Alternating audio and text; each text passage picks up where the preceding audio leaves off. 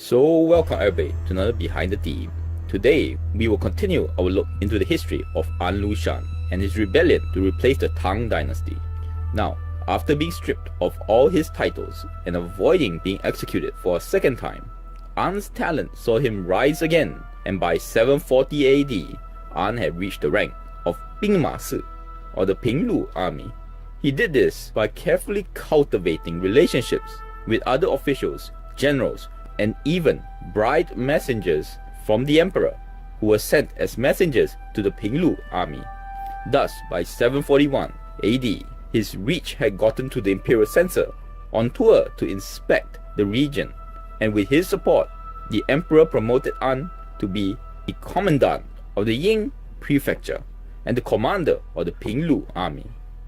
Within a year of this, in 742 AD, An became the de facto military governor of the area.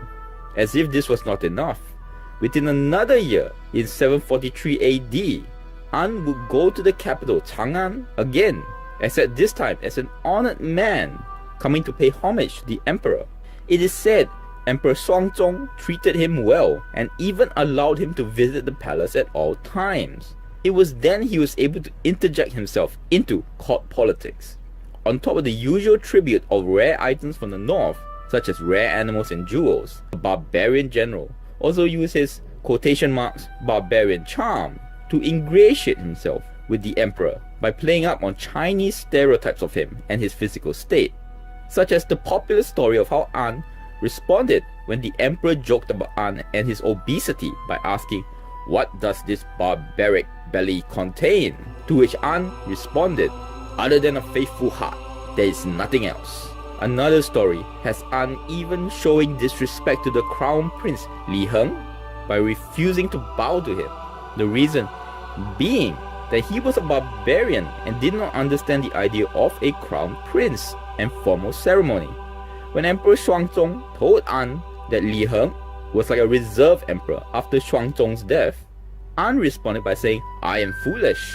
I had only known about your imperial majesty, and not that there is such a thing as a reserve emperor." He then bowed, but instead of being offended, the emperor felt that An was sincere and favored him even more.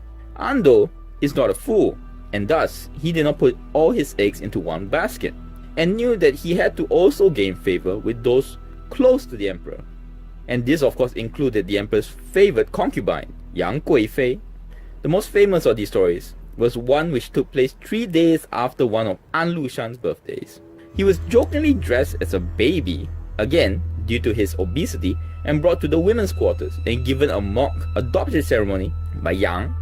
This led to great laughter by all present, and from then on, Yang and Emperor Shuangzong would even refer to An as son.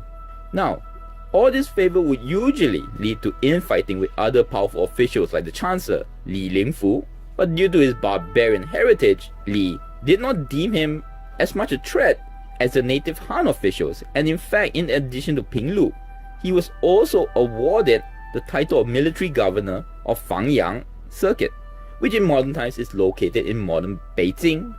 With his new post, An pillaged the Khitan and the Sea tribes, and is blamed by future historians for the unrest that this will bring in 745 AD. But again, showing An's skill as a general, he skillfully defeated them in around 750 AD. In 748 AD, An's star only seemed to soar higher as he was awarded the Iron Certificate by the emperor, promising that he would not be executed, except for treason. And in 750 AD, he was even given the title of Prince of Dongping, which actually set a precedent for generals not of the imperial Li clan to be created as princes. Also, the defeat of the Sea and Khitan mentioned above cemented what was definitely a friendship between the emperor and An, and in 751 AD, the emperor ordered An to be built a magnificent mansion in the capital using jade, gold, and silver in many different places. It is after this that An was dressed as a baby by Yang Guifei, as the story told above, and was also given free admittance to the palace, which of course led to rumors of the inappropriate relationship between him and the imperial consort, which the emperor was said to know about but discounted. So close now were the two that at An's request, Emperor Shuangzong also gave him the governorship of Hedong in addition to Pinglu and Fangyang. An's family also of course prospered, and two of his sons, An Qingzong and An Qingxiu, were given ministerial level positions, and An Qingzong was given an imperial clan member's daughter, the Lady Rongyi, in marriage. So that is An's meteoric rise in power. Next time, we will get into the rivalry that will set off the An Lushan rebellion. So if you enjoyed content like this, subscribe, comment, let me know what you think. Thank you very much. Till next word.